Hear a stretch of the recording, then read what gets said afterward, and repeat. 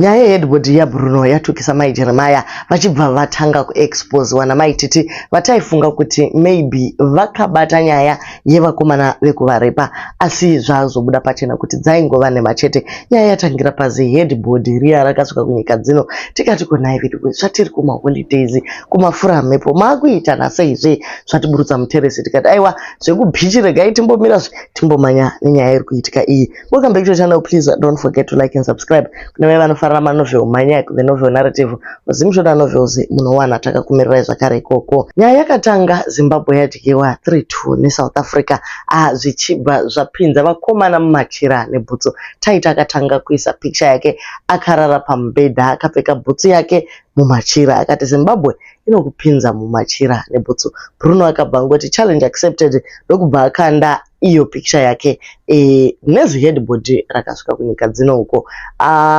Nyika yese ichibva yati konai Bruno zvauriwe Mr Furniture muZimbabwe kwaziko headboard rakakura kudaro iro rabva nekupiko. So vanhu vese vakatanga kuita challenge yemaheadboard vachidaro asi Bruno haana kuzvifarira ndokubva atanga kutuka wese ari kumukrasha paheadboard yake. So akatanga naRoyal Mint akati we Royal Mint uri gadzigono you are confused hauzivi kana gender yako ichingova nyaya yeheadboard chende ndokubva aenda achidaro wese munhu aimukrasha.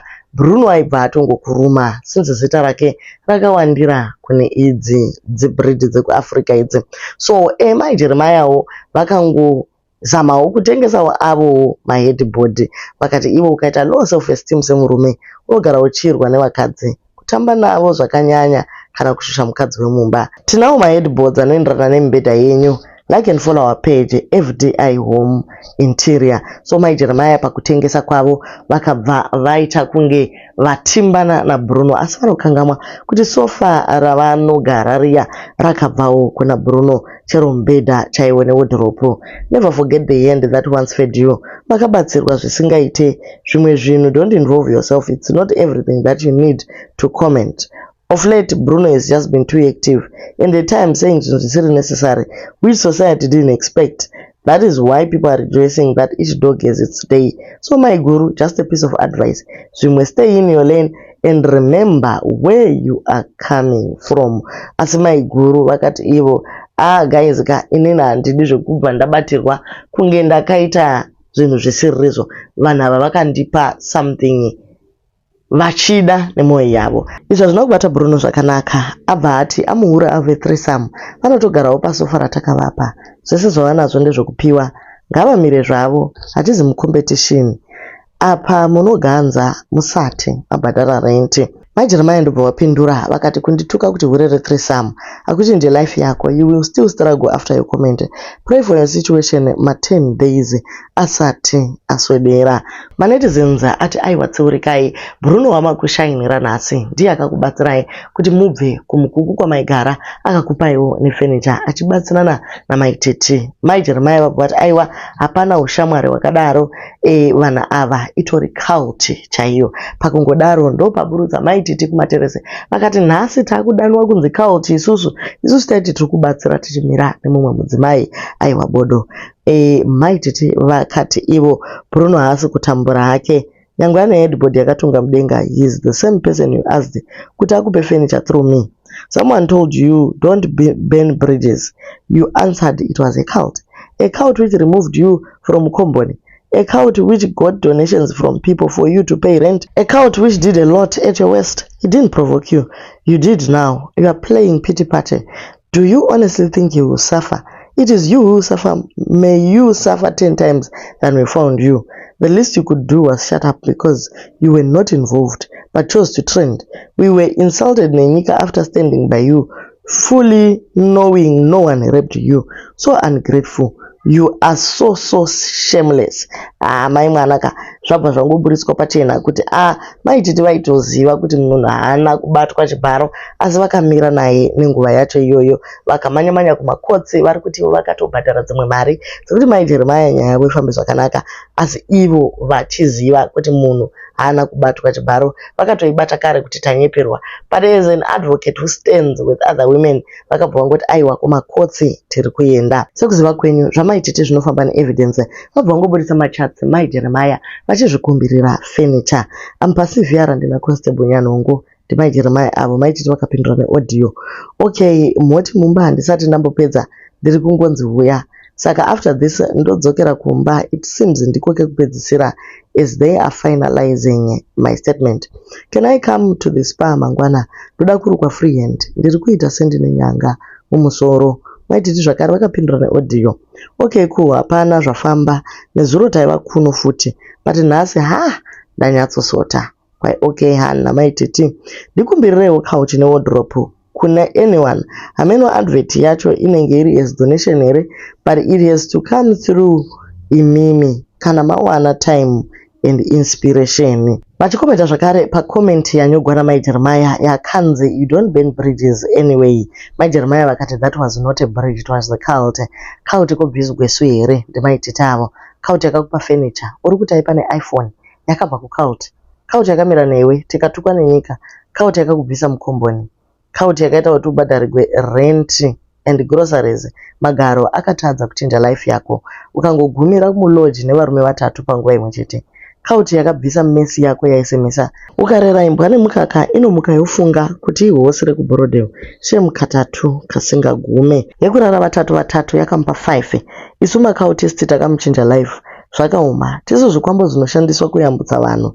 Vapedza voganza. What did we benefit except insults from people? Going to courts, paying lawyers for someone to utter such nonsense. Shame man. Mai Jeremiah vari kuti vakapiwa furniture iyi nekuti maititi ndivo vaitovatsvaka kuti vashande navo. Asi maititi vazvirambira mudenga vakati bodo mainini imimi ndimi maitova muinbox. Vabudisa zvakare machatsi aMai Jeremiah varivo vaita kukambaira vachinyengerera nesimba. Vati ivo unoti tisu takakutsvaka since 2024 usati waita threesome ye$20 you were in my inbox uchinyengerera adverts and coming to my events ndokutsvaka uri chii unei. The only time I got concerned when you faked kubatwa chibharo. Ndakatozonyara after the truth came out. I stood for you in your worst, paid lawyers for you, humiliated by the same people influencing you now. I don't look for people especially like you. I got nothing to gain from a person like you. Here I'm being lowered by a low life like you because I fought for you when no one else did. Tu ndakusvipira kumeso maniwe.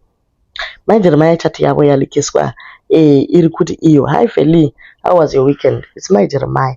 I hope it's not short notice. I couldn't act on the invite sooner.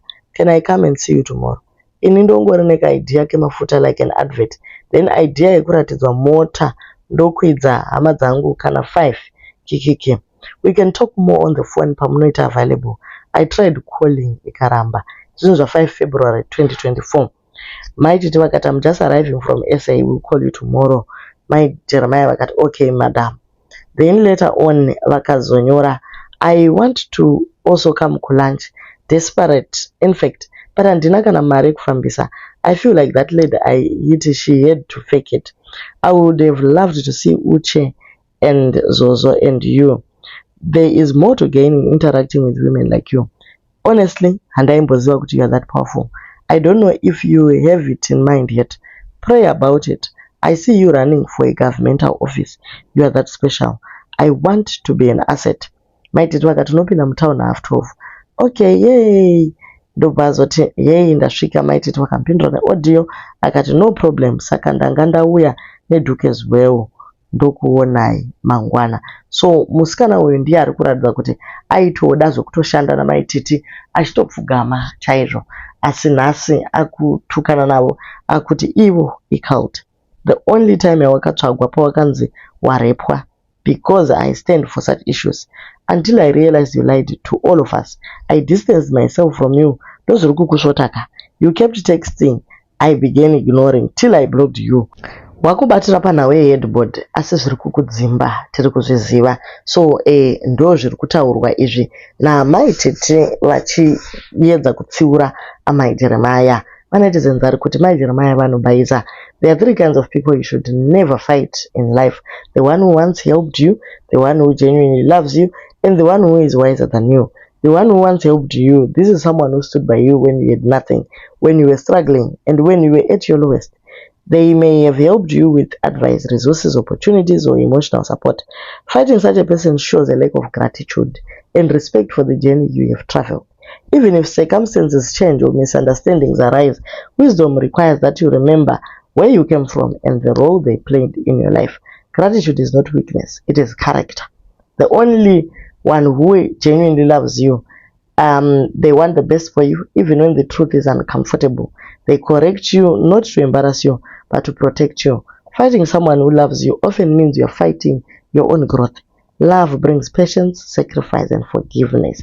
When disagreements come, they should be handled with understanding and dialogue, not pride or anger, because genuine love is rare and should be protected and not destroyed.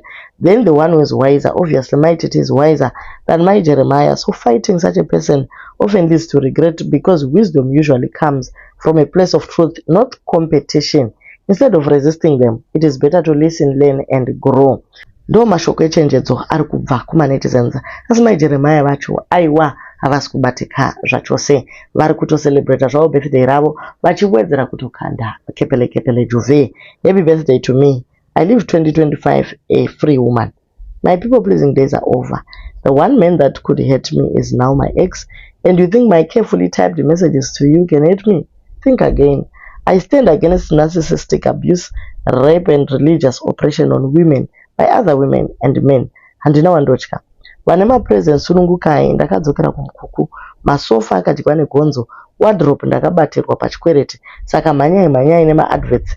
Ndoda mari yerenti nefees. So my Jeremiah vakonfirma kuti aiwa vakatorambana nemurume wavo, ende zvese zviri kuitika mastresses hazisi kuzovarwadzisa anymore. The fact yekuti vatoudzwa kuti ibhishu rinorara nevarume vatatu nepeople that she thought they stood for her, zvobva zvangomuita kuti awedzere kuoma mwoyo, atoti yasi kudzora tsvimbo, zvicharamba zvichienderera mberi. Prophet Makandiwa once said, tidza kunyarara, this is a day you are supposed to be celebrated, but instead uri kutotukwa nevanhu. On my Titi, you should have just kept quiet. That woman stood for you in your worst. When everyone else forsook you, we took your issues in a moyo, because my Titi vakatituma kuti ngatibatsiranei namai Jeremiah. Saka zvese zvakuitika mastresses, we never expected that, especially coming from you. But anyway, my Jeremiah, happy birthday. Kungorarama kusvika pane next birthday yako, it's something that is very very important. So guys, ndo zviri kuitika izvi.